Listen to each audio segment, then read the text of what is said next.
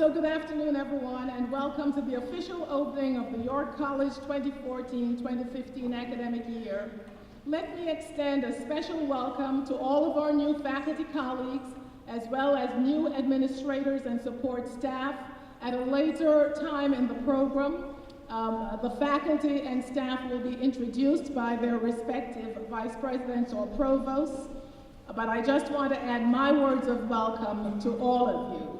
I look forward to your contributions to the academic enterprise as you join in helping to teach, nurture, and mentor our students to their very highest potential. I also want to welcome back, of course, all of the members of the college community to this convocation. It marks the symbolic opening of the academic year. To all of our faculty and staff who are returning from the summer, I trust you had some rest, you are refreshed, and I know you have already started to face some of the challenges of the year, because many of you, like me, saw those long lines that were bottling up our registration, and some of you helped to facilitate students through the problems of CUNY First. But those are not really the challenges we really want you to engage in. We are more interested, clearly, in the challenges that you will face in the classroom as you challenge students to reach their very highest potential. A special welcome back to those who have benefited from leaves. Some people have been on sabbaticals, and I've heard that there's been a lot of scholarship productivity. Some people have been on family leaves, and there too, people have been taking family leaves either to care for the sick or to welcome a new child into their families, or for that matter, those who have been on a more extended time away from the college.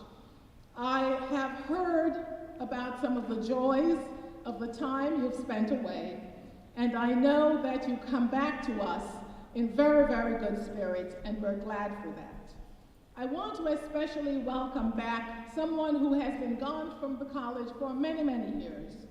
He has been gone to serve in the role as Executive Director of the National Institute for Collective Bargaining, which was first housed at Baruch College and later on at Hunter. After many years' absence, he has returned to his first love, teaching, and we are delighted to have you back, Dr. Richard Boris, in our midst. Where are you? I know you're here somewhere.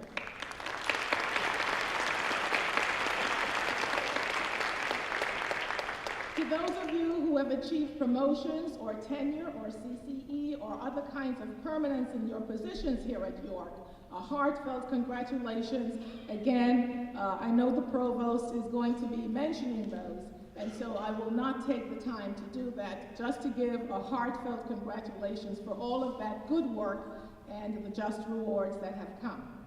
To our new chair people, to all of our chair people who are sitting here. In fact, why don't we all give a nice round of applause? Chair, could you stand, please?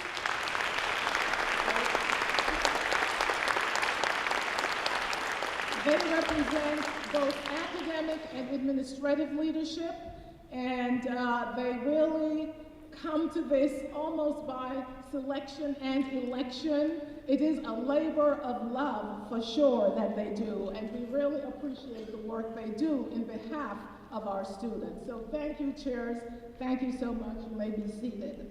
I do want to give a special shout out to the new chairs, however. Professor Tunumo in the mathematics, to Professor Taylor Hazlip in a newly formed department, nursing. Dr. McNeil, who I think of as new, but she's really not so new. She reminded me a few minutes ago, but we thank you anyway for being here. Dr. White in history, and Dr. Dana Fusco in teacher reg.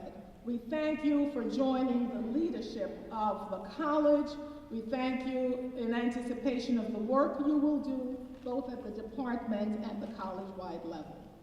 I want to also add my words of congratulations to two other people. Mr. Amin, who is on stage, he is re-elected as for a second year. Yes, student, as our SBA leader. And I'm not sure if Dr. Rooney is in the house. Yes, she is. Oh, there she is. Has been re-elected as the faculty caucus chair. Look forward to continuing to work with you. A few a few people who have left the college and gone on for retirement, a well-deserved retirement after doing excellent work here. We know they're not in the room, but we want to offer heartfelt thanks. And those of you who are in touch with them will, of course, pass on the fact that they are remembered at this time. There were a few of them last year. This time, we had as our convocation professor, Professor Chuck Coleman, and he's now retired, Dr. Rosenthal, Ms. Liu, Mr. McPherson, Professor Marshalow in the library, Mr. Dixon, familiarly in the Performing Arts Department, Professor Berkowitz in business, and Marcia Green, who served in the business office and at the EOC for many years. I would like now to turn to our first-year students and to give just the briefest of addresses to you. I want to welcome you to York College, and I want to say to you, class of 2018, I want you to remember that number, and that is because we anticipate that if all goes well for you, having made this good decision to come to York, that you will apply yourself fully and that you will aim to graduate from us in the year of 2018, 4 years from now. Now we know that some of you may take a little bit longer, and that is okay. But keep your eye on the prize as the class of 2018. Take your courses intentionally, study intentionally, and you will be able to make it. We believe that as you begin your time here at York, I'd like to ask you, in the words of E.M. Forster's Howard End, to connect, only connect. Connect with your faculty members. Connect with your teachers in the classroom. Connect with each other. Right now, your peers, because they are influential in your lives. Connect with your student government. Connect with undergraduate research. Possibly even connect, and I know that I have been interviewed already by students who are not necessarily in the journalism program, but they're using the journalism program as a platform, and the student newspaper, Pandora's Box, as a platform to increase their powers of inquiry and to develop themselves as confident leaders. So I ask that you do that. I ask also that as you consider your days and semesters and years here, that you begin to know people inside of the classroom and outside of the classroom. Now, it is true, we don't have a lot of scholarships, but sometimes we can connect you to places where scholarships exist. And so I ask you to connect with the scholarship office. I also say to you, it's not too early, even if you know what your career path is, it's not too early to begin to make a connection in the Career Services office. They will help you potentially not only to get your resume together, not only to help you with interview skills, they may even help you, if you're an undecided, to do some testing that may help you understand what your talents, abilities, and passion may be so that you can pursue that as a career. Later on in your career here, in your second or third or maybe even fourth year, they may be able to provide connections to internships. I think of some students who have been able to work at JFK Airport, or in a small accounting firm, or in a not-for-profit managing data. And right away, students, first-year students, I urge you to get to know the benefits of the tutoring offices and of the Academic Achievement Center. And don't think about it as a remedial problem. Think about it as staying ahead of the game, because those who seek tutoring early, and especially if you work with a peer tutor, you may find that those skills, even those skills that are already good, are improved, get better, and those skills that are a little bit on the weak side will certainly be strengthened. So don't wait until there's a problem. Be proactive about it. So, first-year students, class of 2018. I also have something called Open Fridays, where you, as a first-year student, can make an appointment for half an hour or so to tell me the joys, and I hope not so many sorrows, of being at York.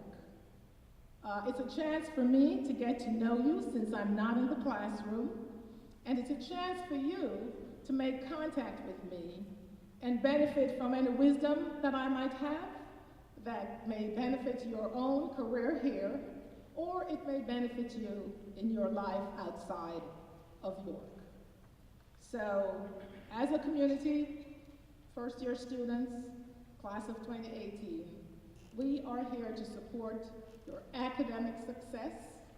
You have only to ask. So thank you for choosing York. Thank you for being with us. We do have more of a program. That's the part that is specifically addressed to you. And that's why I wanted to have you together so I could see who you are. And I'm going to ask you now if you would just stand for a minute. Yep.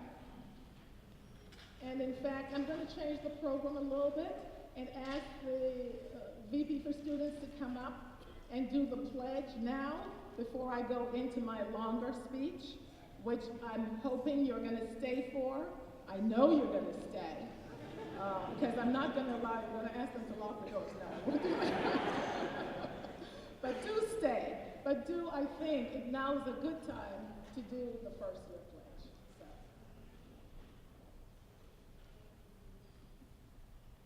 Good afternoon, class of 2018. If you will open your program, you will see the first year student pledge, and I will ask that you recite it after me. I pledge to sincerely commit myself to 5 principles.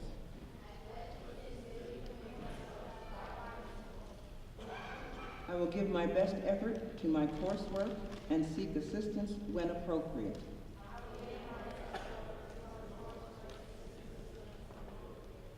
I will uphold the highest ethical standards in everything that I do. I will pursue opportunities for personal development and civic engagement.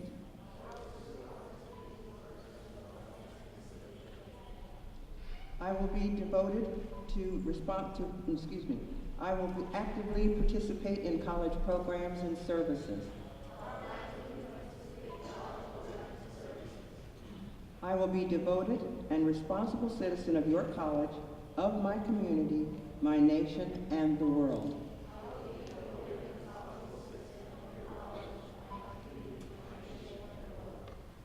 Thank you. Now, I would also like to take advantage of this opportunity to introduce some new professional staff that have joined the division. You may be seated. And those of you that cheated, I'll catch you a little later. I would like to be able to introduce some new professional staff that have joined the Division of Student Development. First, I would like to introduce Dr. Vincent Banray, who is on the podium, and he is the new Associate Dean of Student Development. In the back of the room, on the left, is, Dr. Jae Young Choi from the Counseling Center, who is new to us. Jae, can you stand, please?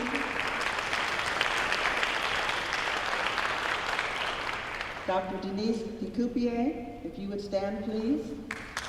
Also from the Counseling Center.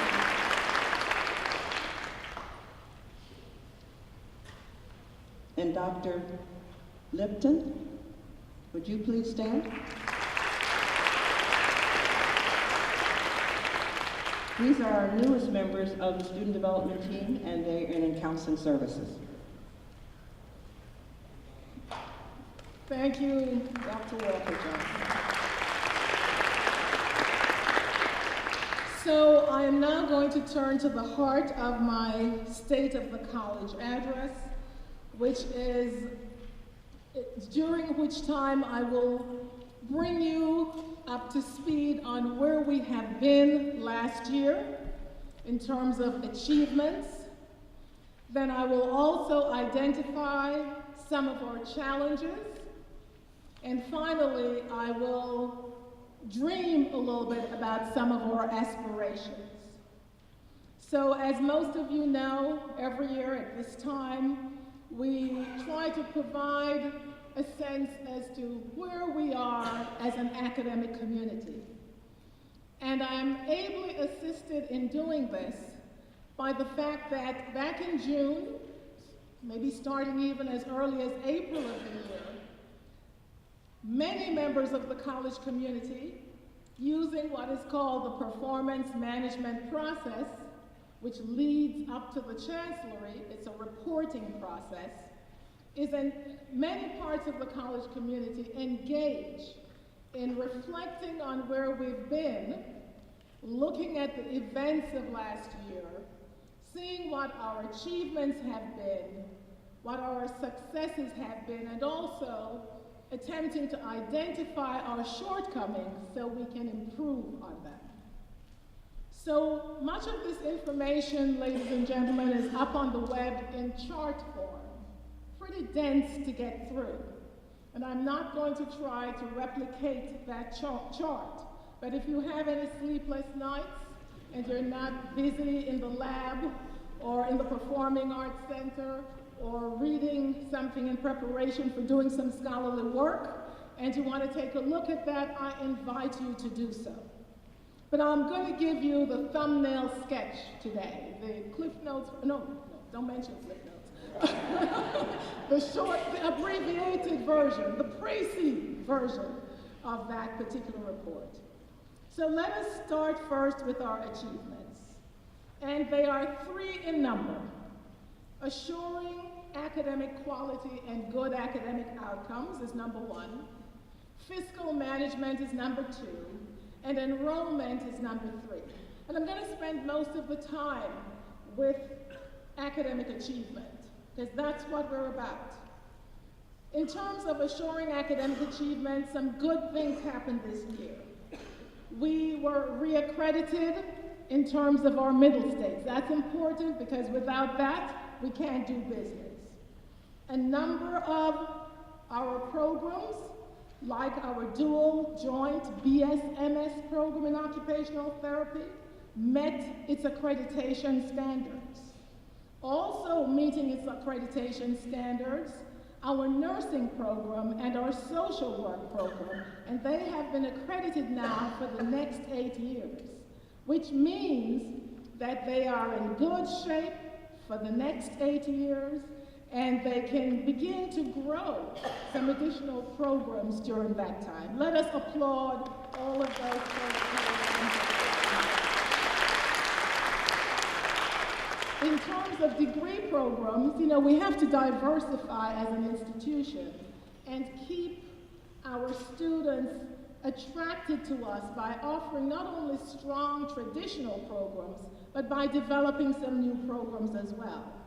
And during last year, baccalaureate in business administration with a major in logistics and supply chain and a major in international business, a fine collaboration between the Department of Business and the Department of Foreign Languages. And that, I think, is really to be applauded, ladies and gentlemen. Our pharmaceutical science folk not only have a strong undergraduate program, but they are now developing, and we've gone through all of the governance pieces locally, a master's in pharmaceutical science. In the terms of faculty, recruitment, and scholarship, we've had a stellar year. First of all, we were able to hire 17 new faculty to join us, bringing our total full-time faculty to 2,004.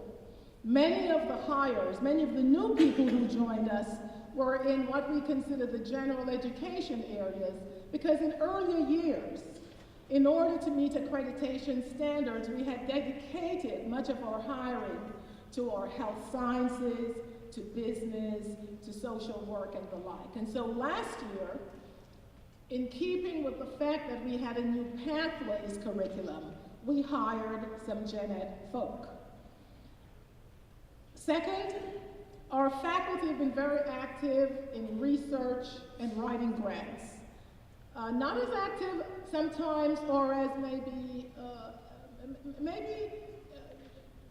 active last year, improving the results last year, although not really going back to earlier years when we were really very, very active.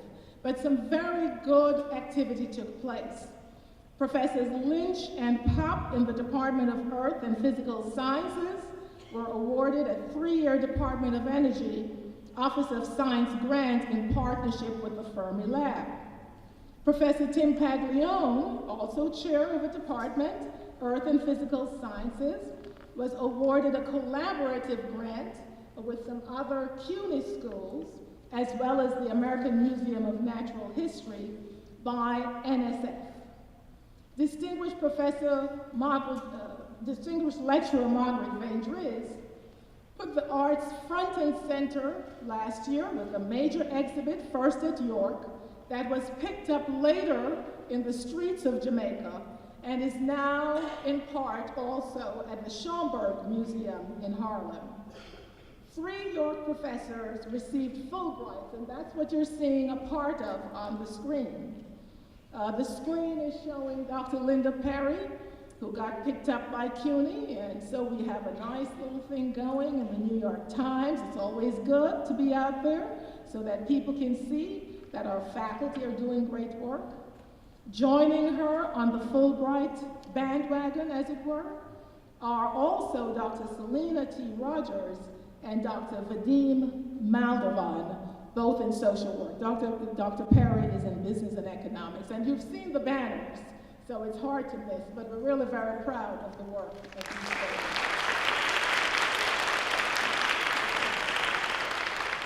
So the faculty is doing great things.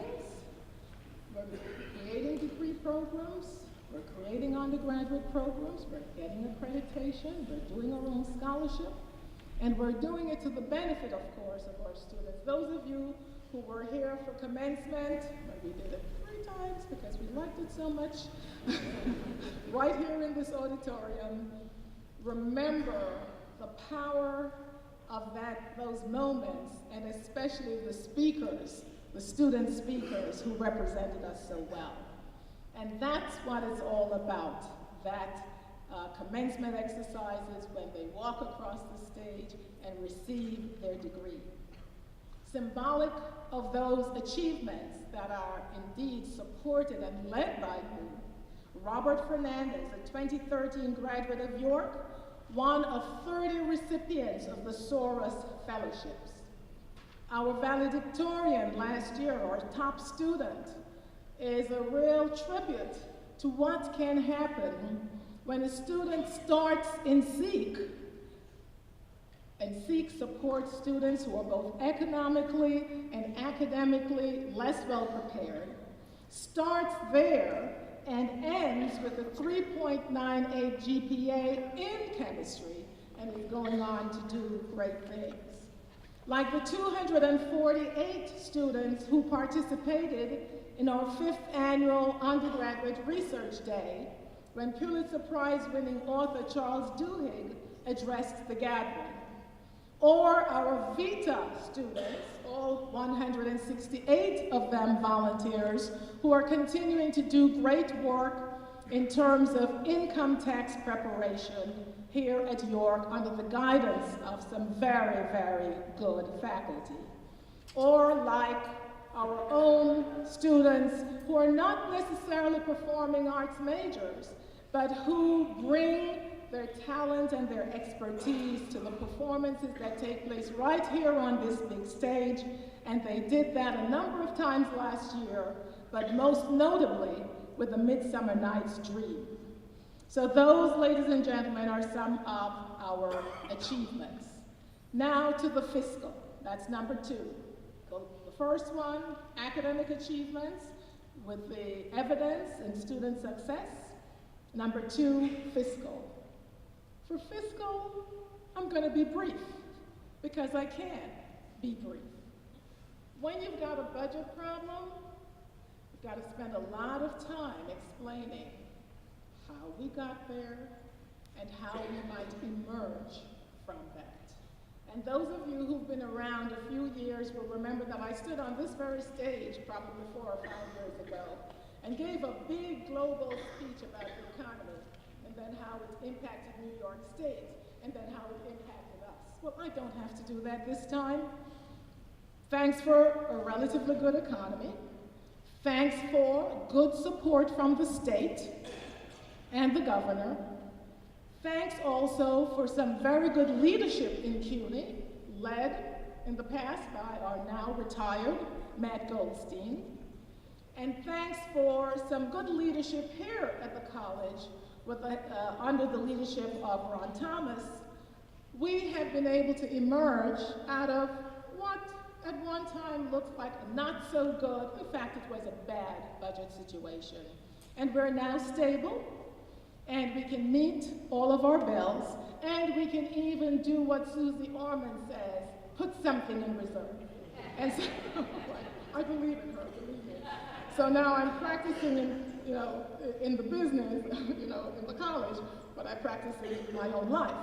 So we've been able to put aside a reserve, a little rainy day fund. And it's about $1 million is what I hear, and that's kind of where we want to keep it. We've also been very fortunate last year to get a down payment of $30 million on our state-of-the-art building that we're trying to build, the Academic Village and Conference Center. We need much, much more, but it's a good thing, I think. We take it as a very good symbolic sign that the state has said, we're going to give you $30 million. Now you have to earn the remaining $250 million. You have to work hard. So I may be coming to some of you to go to Albany with us in order to make that plea. Finally, the Startup New York campus plans have been approved. This is a very new project for us.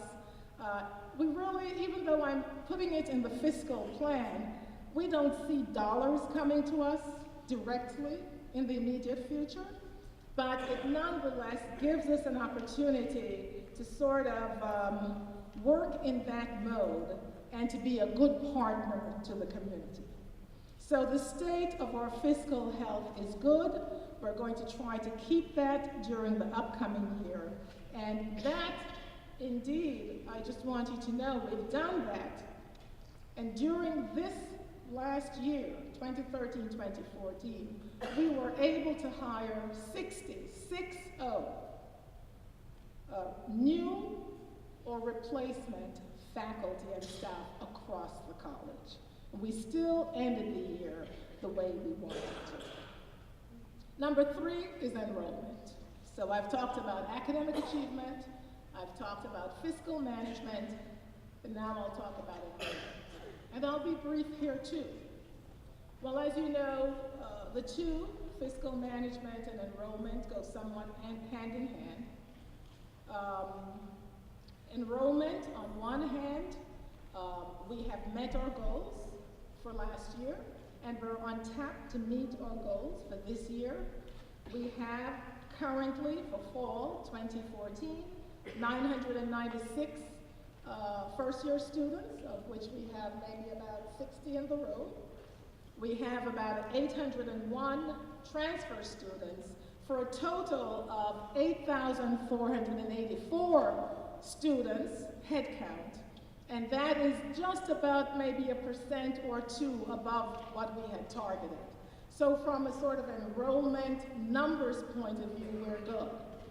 Also, it's important for us to remember that some years ago, we inched up our standard, not to keep anybody out, but to say to our students, we need you to come to us ready to meet the rigors of college work. So we want you to have gotten to a certain level in mathematics. We certainly want you to have gotten to a certain competent level in English, writing, and in reading. And from what you tell me and from the numbers I see, our students are coming to us with that level of preparation. We now need to take them up to that next level, and you students need to work with us so we can stretch you. If you think we're being a little bit too challenging, it's because we know what the world out there is all about. And we know that if we challenge you and you reach that challenge, you will be better prepared to compete in the global world. So those are our three major achievements, and let me now turn to some of the challenges. Clearly, no institution of this sort lives without some failures, some challenges, some difficulties. And I'm going to mention 4 in number, maybe 5. Let me start with CUNY first, since most people, especially the students, understand that even more than we do. CUNY First is a system that has been adopted by all of CUNY for managing all of our business operations. And over time, each of the 23 CUNY colleges, 270,000 students, 11,000 faculty, innumerable workers, use that same system for different operations. During registration, financial aid, registrar, advisement, you name it, we use that to manage the process of registration. This year, for the first time, this was our second year, we felt quite ready. We had done some, taken some additional kinds of things to improve what we do, but the system failed. And some of you may have found yourself on those long lines. This was a CUNY-wide systems failure. We take no pleasure in the fact that it was CUNY-wide, you know, but it impacted all of us in the same way. And CUNY is assuring us that they're on it, they're trying to work it through, they're working with the software people, and that it won't happen again. And I really hope, and we're going to work very hard, I'm going to represent you very well when I sit with the folks downtown to assure that that happens. The second thing I want to mention is the matter of retention and graduation rates. And this is really for you faculty. We've been working at this for many years.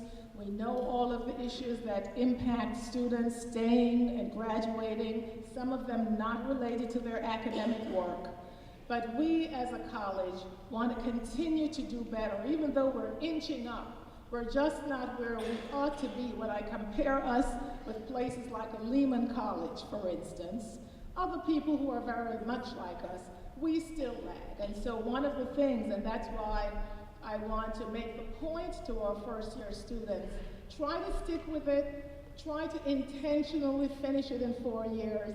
If you can't intentionally finish it in 4 years, at least try for 5. Don't stretch it out. You want to move on with a degree so you can really move on to the rest of your life. Number 3, we've had some issues with not being as quote-unquote student-centered as we would like to be. The CUNY First is just one example. Certainly, if I were a student and I had been sort of caught up in that, if I were doing a survey, I wouldn't give us very high ratings. There is one thing, however, that we've known for many years where we have been weak, and it's been advisement, and we've done something about that. Many of you know what is happening there. It is being centralized. We have an advisement center. We're doing training. We do have liaisons to each school, and we do believe that this effort is going to yield better results. Number 4, fundraising and grants development. On the fundraising side this year, we made some intentional decisions not to hold a fundraiser. It's hurt us a bit, but Dolores is continuing to work with people who are giving us major gifts, and we're still hopeful that we will be able to cultivate those folk and make up this year for last year. Also, on the grants development side, and I know some of you have been involved not only in writing grants, but I did ask a task force, an individual, to do a review of our grants operation. And that review has just now come to me. And I will be taking a very good look at it, along with the provost and the vice president for administration, to see what we can do to improve the services there and to offer a better platform and maybe a broader platform of services, not only on the grants writing side, but also on the grants management side. And finally, an issue that is still unresolved is charter review. We've been working at it for about 4 or so years. Some items came out last year, amendments were made. There were issues that still needed to be worked through. I'm glad to be able to report that back in June, I had a conversation with our caucus leader, faculty caucus leader, who made a commitment to having some conversations in the fall to see how we could go forward. And at least I know we have a date, we finally have a date after a couple of missteps, to go forward to see what we can do to work at a minimum, reframing some of the committees so that those committees can work in a more productive way. So those are some of the challenges, ladies and gentlemen. I've done the achievements, I've done the challenges, now the aspirations. So, as I look to the future, most of you know we have a strategic plan, right? We developed that strategic plan back in about 2008, 2009. It takes us out to 2020. There are some people in the audience who are part of the strategic planning committee. Those of you who aren't, the plan is up on the web. Again, it's not the best reading because it's in a grid form and so on, but there are many of the goals that are being carried out in your own department that are embedded or that emanate, if you will, from the strategic plan. For instance, the whole business of master's programs emanates from the strategic plan. So as I think about us as a college 5 years from now, working with the new chancellor, J.B. Milliken, I think of the concept that's put out by Collins and Porras, namely the BHAGs, the big, hairy, audacious goals. And if you were around maybe in 2007 or 2008, my big, hairy, audacious goal was a nursing generic program. We've done that, right?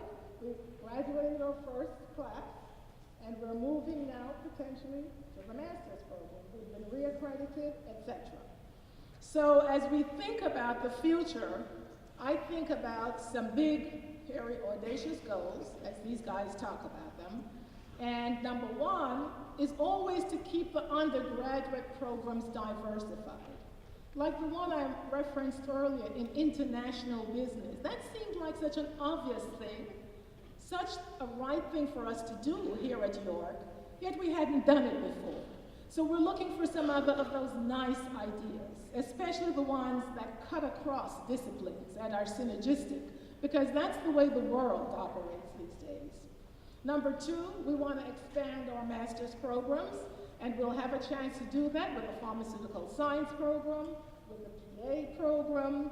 We would like to step into the business of a master's in social work.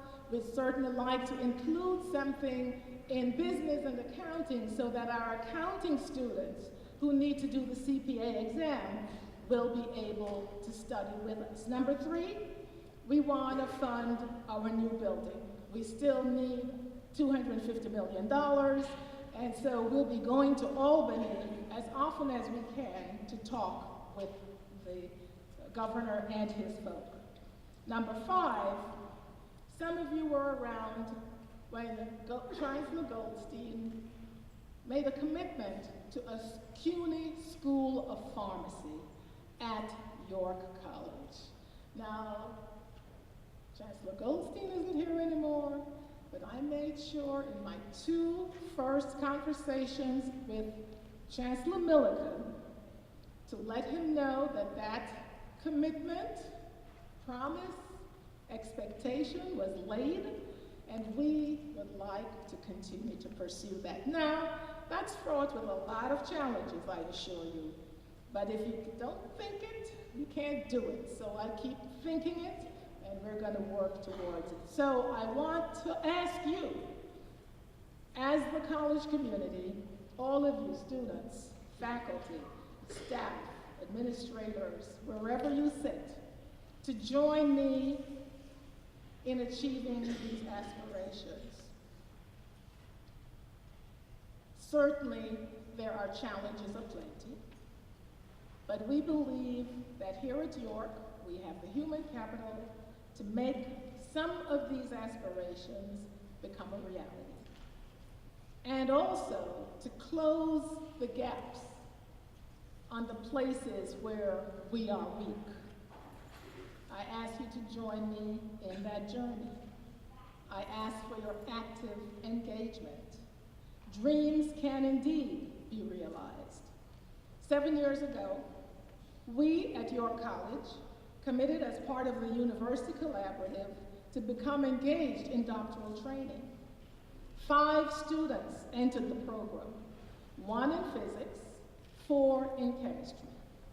Just last week, or was it the week before, 2 of those students, Dr. Sin Pin Ho and Dr. Mesij Domaradsky. Dr. Sin Pin Ho, who studied with Dr. Emmanuel Chang, who's in the audience, and Dr. Mesij Domaradsky, I hope I'm saying that almost properly, who studied with Dr. Stephen Fairley. I didn't see Dr. Fairley. Are you here, Dr. Fairley? No, but I saw him recently. But those two, he is? Oh, where are you? Oh, there you go. Great, thanks, Dr. Fairley. I know I saw you at the dissertation defense, so I know you're here. So those 2 people, those 2 folk, 2 of our 7, no, 2 of our, did I say 7 or 5? 2 of our 5 doctoral students completed their doctorates. This was a brand new arena for York College, and it's a fabulous.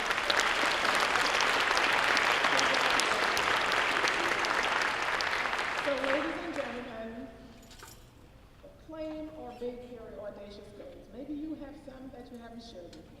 If you have any, pass it on to me or any member of the strategic plan. Pass it on, member of the strategic planning committee.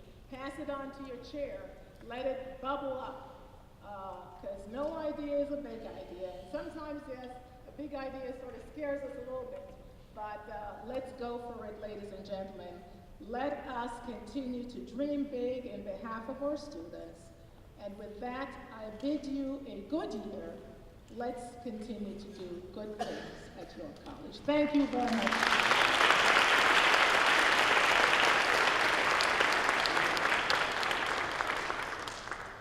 So let me take the opportunity then to introduce Mr. Sheikh Amin, our student government president, who will bring greetings to our first-year students and will acknowledge the members of SGA. Mr. Amin?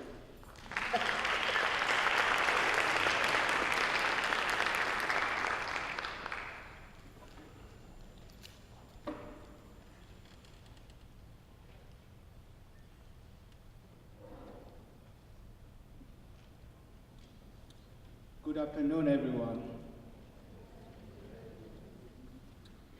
Before I start, I would like to say thank you to our Madam President, Marcia Key. Thanks to our Provost, Mary Key, our Vice President for Student Development, Geneva Walker Johnson, Dean Vincent Bandy, D.P. Ron Thomas, Interim Dean Chirico, and Assistant Provost Olga Henke, our honorable chairs in the back,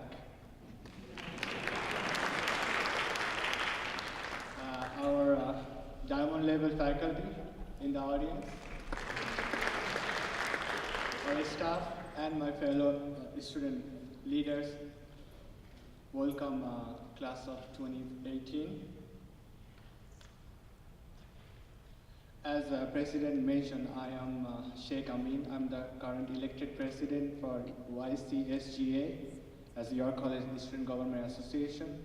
This is my second term, and I think I got some bonus. I thought I got elected for 8,000 students, as President mentioned, so I got 8,484 students. So I got 484 bonus. So I just have a few advice for the class of 2018. Please don't rest on your accomplishment of the past. Like you say, like I'm also your president, but I'm also the president, vice chairperson for the University Student Senate. We represent almost 480 students CUNY-wide, full-time, part-time, and continuing education students. So we can reach higher and higher. And as President mentioned, always everything is about dream. So don't just take rest on whatever you accomplished in the past. Just go beyond. It's easy to become complacent after achieving success, but be grateful to those who have helped you succeed. Sometimes it does not matter if you get a trophy, award, or a prize. At the end of the day, you know whether you had an award-winning day. Maybe you are tired or hungry, but you can smile because you know you have done your best. Don't waste your energy worrying about or comparing yourself with others. Only you and your higher power know if you have done your best. Show appreciation for the people who make things happen. So believe in your dreams, even if it seems like everyone around you wants to see you fall or fail. And I know you guys never catch the dreams, but I have something for you. Can you see this? It says dream on, until your dreams come true. So please keep this in your mind.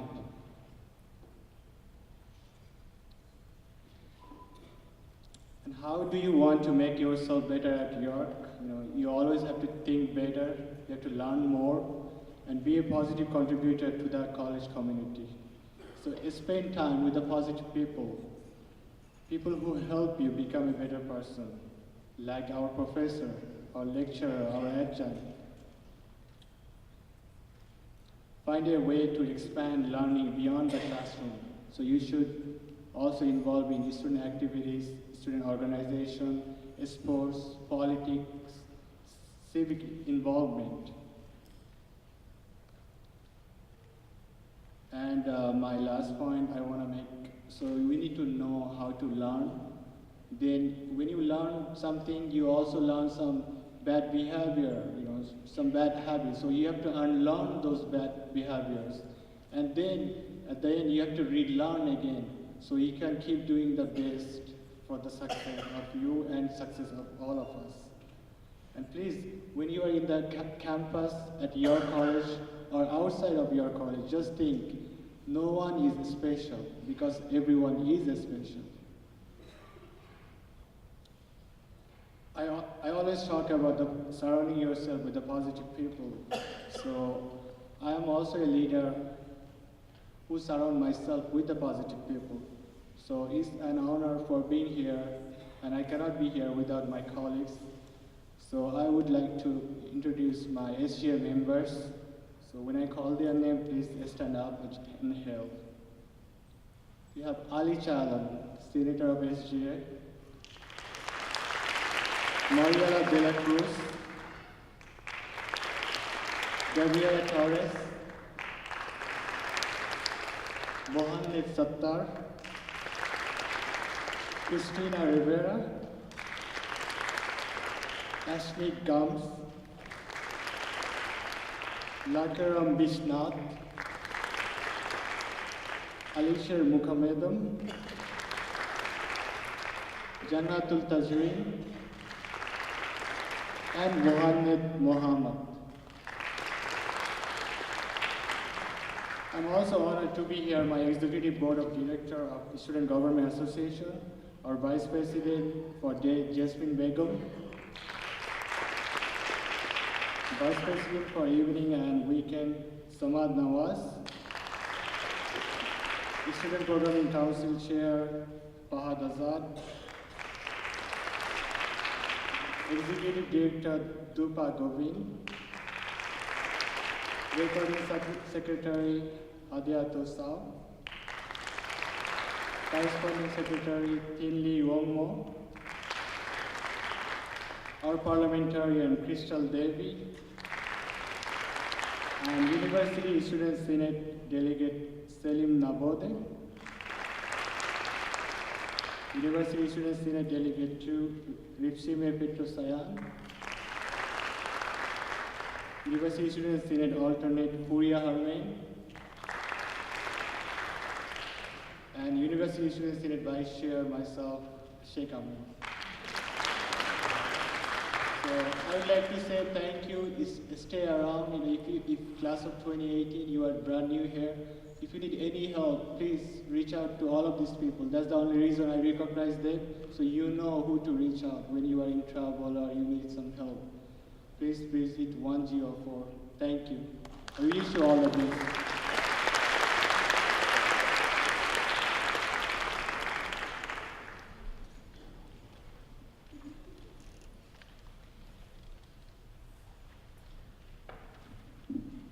Good afternoon, everyone.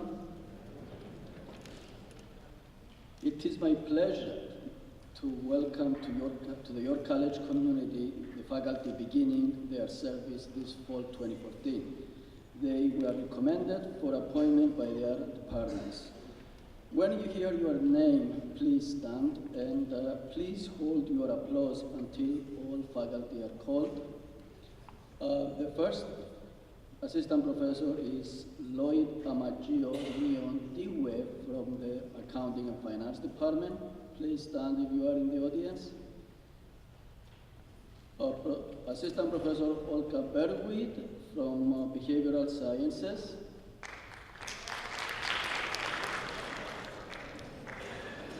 Assistant Professors Leslie Emtash and Louis Bradbury from Biology. Assistant Professor Fenio Anasingh Jamieson from Business and Economics.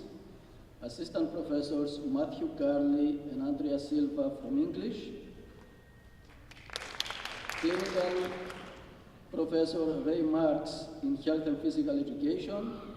Assistant Professor Nicholas Githuku in History and Philosophy. Substitute Assistant Professor Tad Lee Simpson in Library. Associate Professor Maki Hachikano in Performing and Fine Arts. And Assistant Professor Carlos Sandoval in Performing and Fine Arts. Substitute Lecturers Crystal George Moses and Shirel Robach in Social Work, and Clinical Professor Trace Siliger in Teacher Education. And also we have appointed 3 college laboratory technicians, Ksenia Rusinova in biology, Mr. Yara Garto in foreign languages, and Mr. Nicholas Frazier in performing and fine arts. Now we can applaud.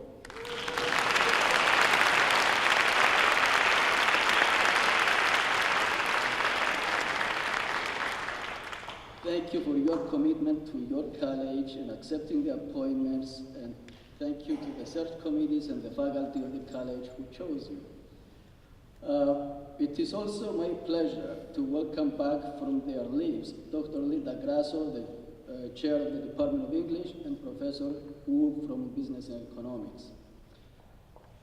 And now it is my pleasure to congratulate the faculty who earned their promotions last year from assistant to associate professors. Those are Professor Chang Pin Su in Accounting and Finance, Professor Laura Bidon in Biology, Professor Stephen Fernley, John Il Lee, Adam Profit in Chemistry, Professor Heather Robertson in English, and Dan Zhang in Mathematics and Computer Science. We also promoted 3 professors from associate professor to professor. Those are Dr. Timothy Paglione in Earth and Physical Sciences, Dr. Stanley Schleifer in Earth and Physical Sciences, and Dr. Adefemi Sunomu in Mathematics and Computer Science.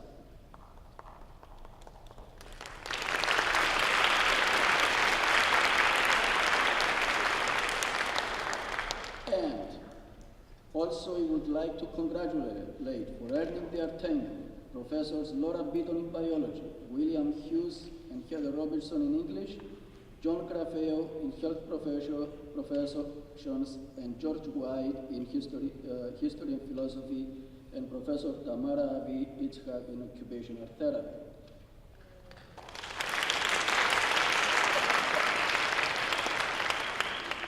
In closing, I would like to thank Professors Linda Michelle Barron from Teacher Education and Freya Pritchard from Mathematics and Computer Science for completing their service as department chairs in their respective departments, and congratulate Professor David Adulachuk in Health and Physical Education for his re-election, and professors Adefemi Sunomu in Mathematics and Computer Science, Professor Dana Fusco in Teacher Education, and Professor Valerie Taylor Haslip in the Department of Nursing for their election as department chairs.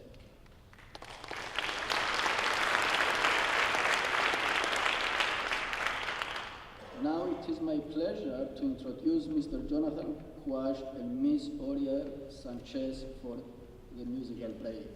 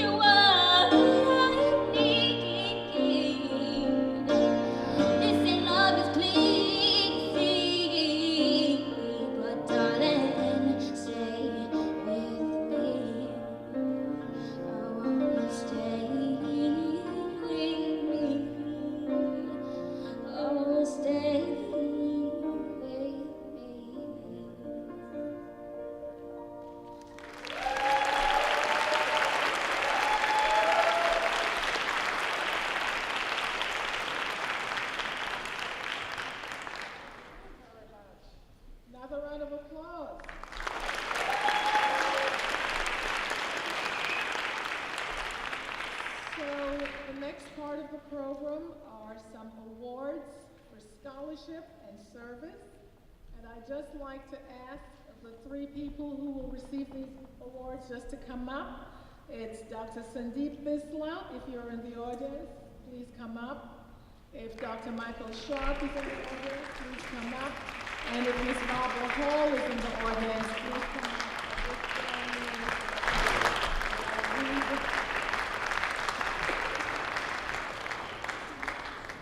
Okay, so let us start with Dr. Bisla. I just lost my prompt sheet. Dr. Sandeep Bisla is an assistant professor in English. Come to the right of me, then they'll know who I'm talking about. Great. And then you stand to the left.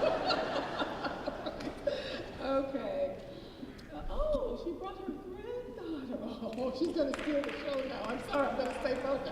You know, the children always steal the show. Great. So, our full attention to Dr. Bisla. Assistant professor in English, specializing in 19th century British literature. He's just published a book-length investigation into Wilkie Collins's difficulties with the iterability of the word. And his that's right.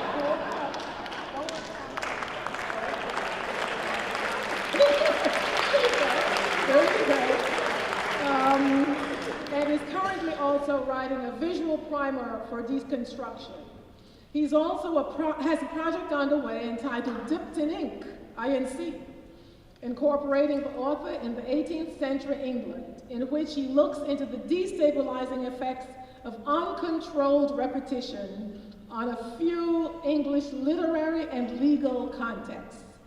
Constantly keeping up in his field, Dr. Bisla is currently writing essays on a whole slew of people who I tell you I read when I was, Pope, Shelley, Bronte, Stoker, Marx, Conrad, and Woolf, a formidable group, indeed.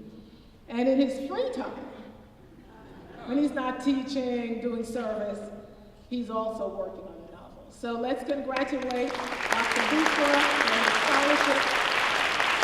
And we're going to ask him to say a few words about his scholarship. Congratulations. Anything you'd like to say in, how many minutes did we give him? 2 or 3 minutes or less, right? All righty.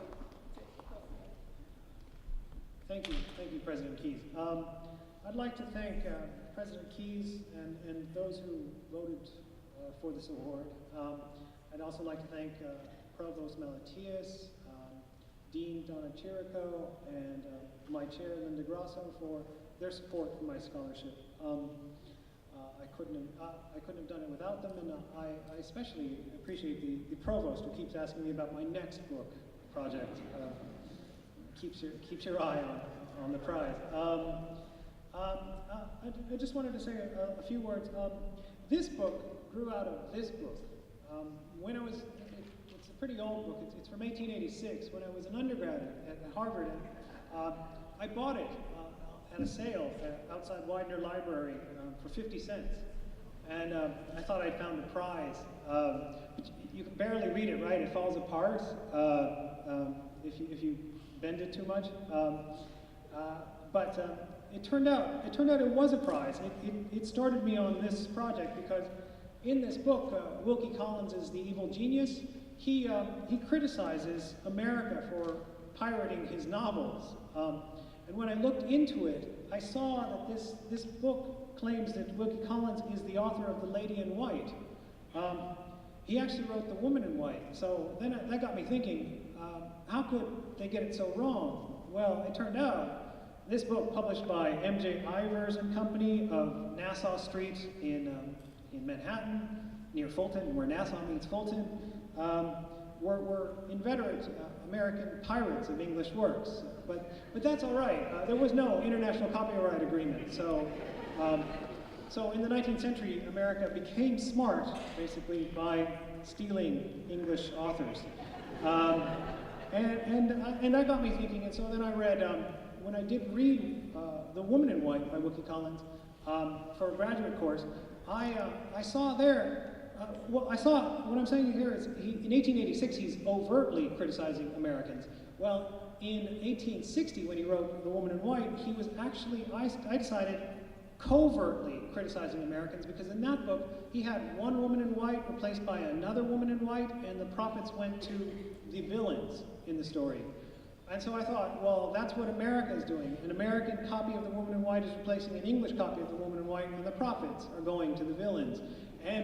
And then when I read the book, I saw that there was a passage about where the villains are making fun of the heroine's copybook morality. And now copybooks were in the 19th century books where there were mottos at the top, and students wrote them out in nice script over and over. Honor thy father and mother. A man is known by the company he keeps. Things like that. Well, I I decided maybe it was to be read literally, as in copybook morality. If they were making fun of the copybook morals of the good characters, but maybe it was Wilkie was trying to tell Americans that they needed morals in copying books. And that's what led to this whole study. And it took 10 long years. And I'll be honest with you, given the current state of academia, that not all places would have been patient enough, let me say, to wait for a good piece of scholarship, because I could have made this a bad piece of scholarship. This is 140,000 words. You could publish it at 70 or 60.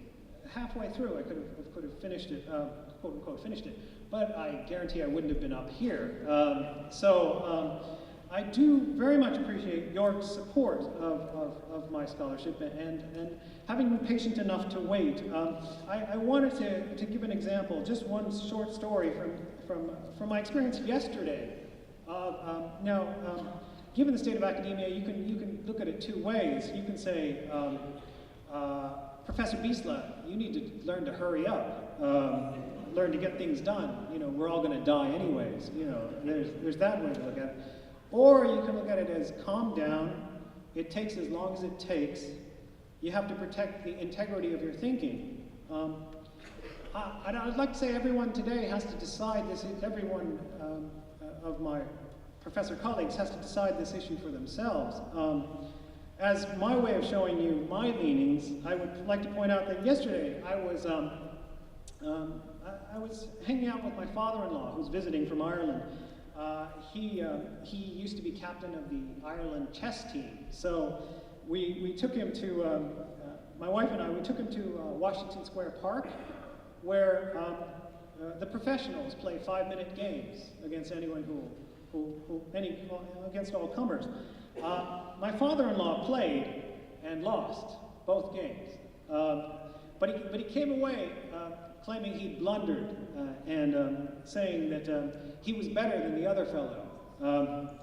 But it was just the time pressure that got him. While he was playing, another guy at another table called me over and said, you know, want a game? I said to him, I don't play this game, which was both a lie and not a lie, because I do play chess. But while I do play chess, I believe pushing thinking too fast makes a travesty of what should be a beautiful game. Thus, I thank you heartily for confirming my belief with the awarding of this honor. Thank you.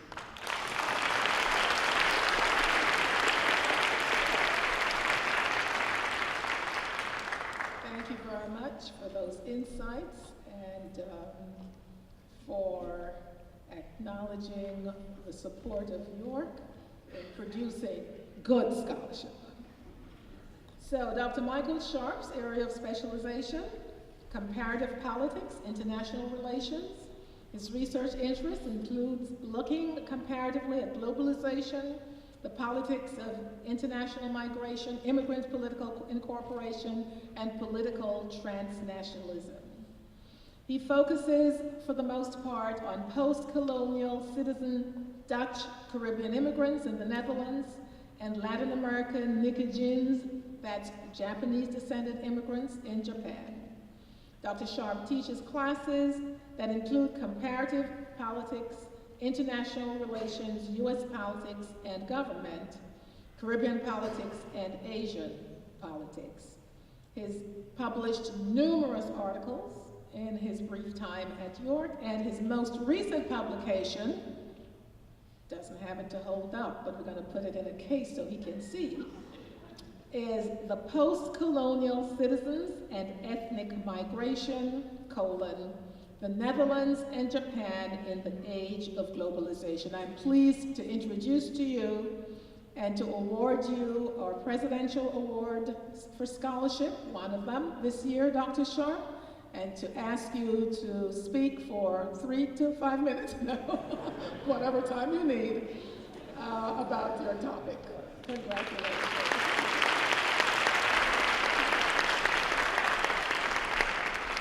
Thank you very much. Thank you very much, President Keyes, for Provost Melodies, as well as our chair, Dr. Villegas. Dean Chirico for nominating me for this award. It's an honor to be at your college. So I really enjoy research and scholarship. You've already heard about my research interests, but basically it centers on political inclusion and in liberal democracies. This research journey began for me while living in the Netherlands in the 90s, where I witnessed the wave of migration of Dutch Antillean and Aruban Caribbean Dutch citizens, including some of my own relatives, to the Netherlands. I became fascinated with the advantages and disadvantages of being an insider group as opposed to other immigrants. I later moved to Japan in the late 90s, where I happened to be working for an international human rights organization during a wave of migration of Nikkei-jin, those are Japanese descendants, from Latin America to Japan. I began to ask myself, what does a Dutch passport mean in terms of political integration? What does it mean to be of the same ethnic descent and arrive in the mother country? What are the political, economic, and social forces that cause these post-colonial citizens and ethnic migrations within the same time period to two very different parts of the world?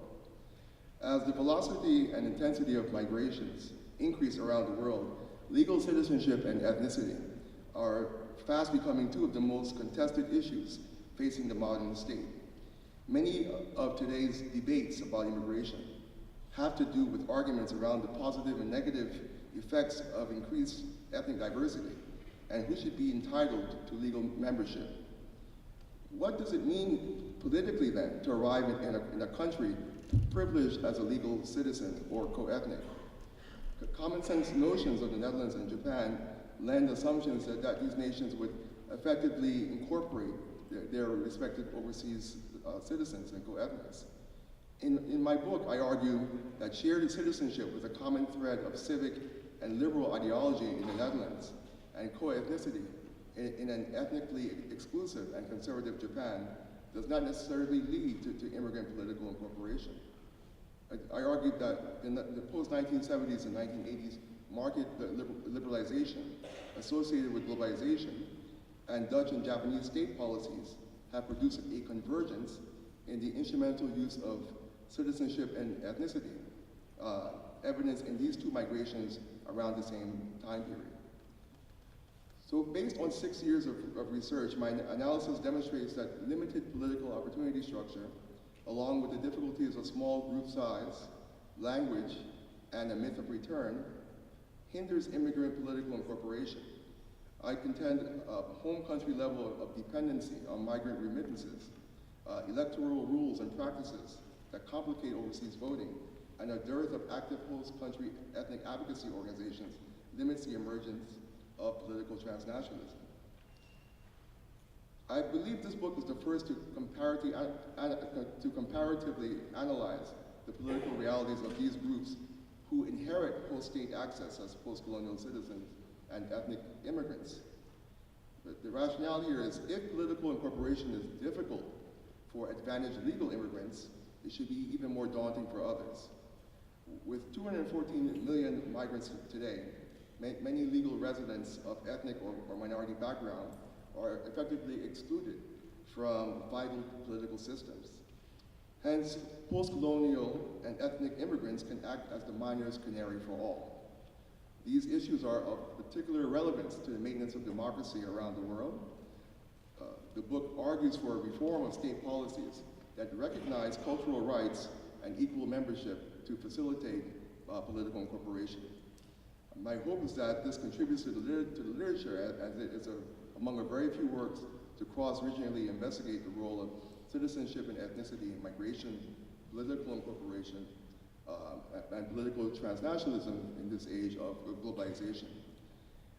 Okay, well, I couldn't have completed this book without the goodwill and support of my wife, Miho, and our children, as well as the Department of Behavioral Sciences, the Political Science Program, and the York College community of faculty, administrators, staff, and students.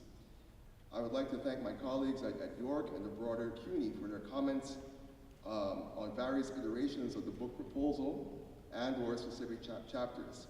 This includes my mentor, Professor Irving Leonard Markovitz of Queens College and the CUNY Graduate Center, our former provost, Eva Law Griffith, Dr. Robin Harper, Dr. Hamid Abadi, Dr. Mark Schuler, Dr. Anna Law of Brooklyn College, and my CUNY faculty publications mentor, Professor Virginia Sanchez Caporo.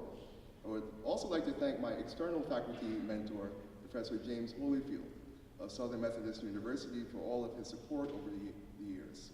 Thank you very much, everyone, for listening and your interest in my work. Thank you.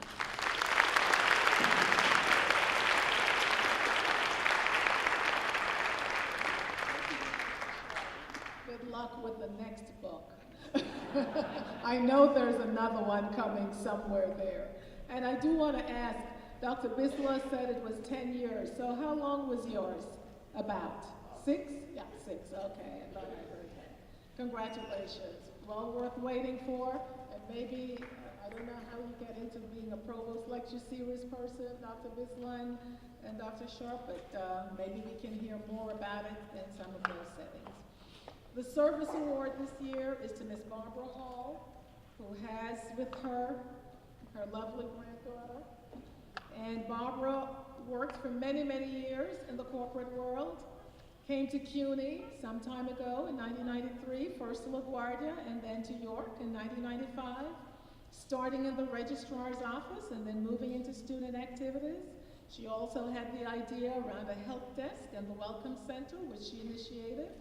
She then joined the institutional advancement area, where she supports any number of major programs and events, as well as meetings.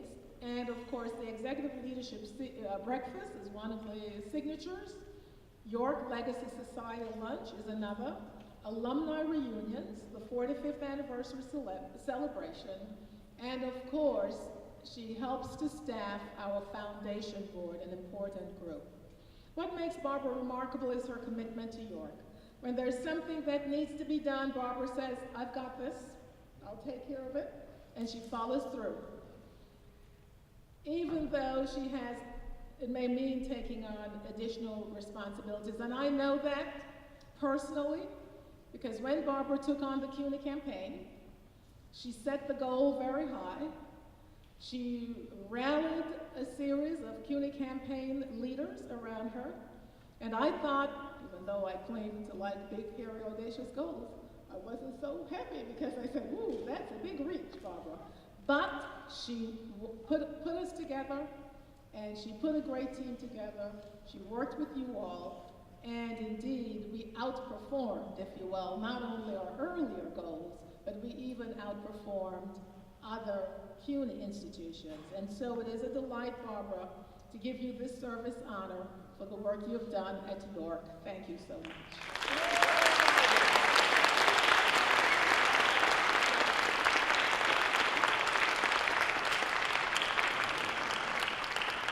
Thank you to all. And I'd like to introduce you to Ava Jane. This is my granddaughter. She's the York College baby.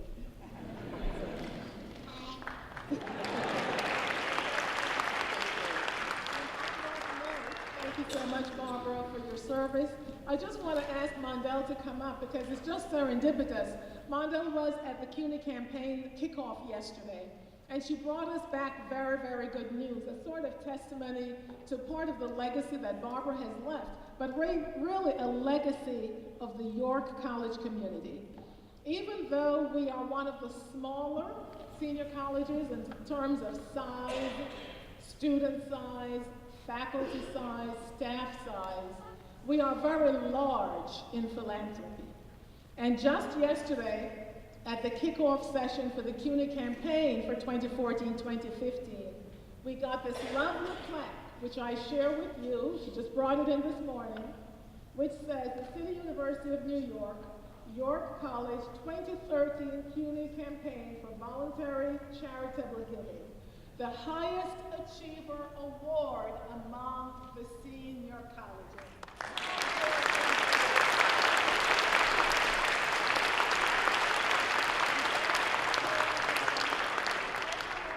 At this institution who contributed a one-time gift or contributed a monthly or bi-weekly gift, this is what you have brought for thousands of organizations that do such good work here in New York City. So thank you so much. I share this fact.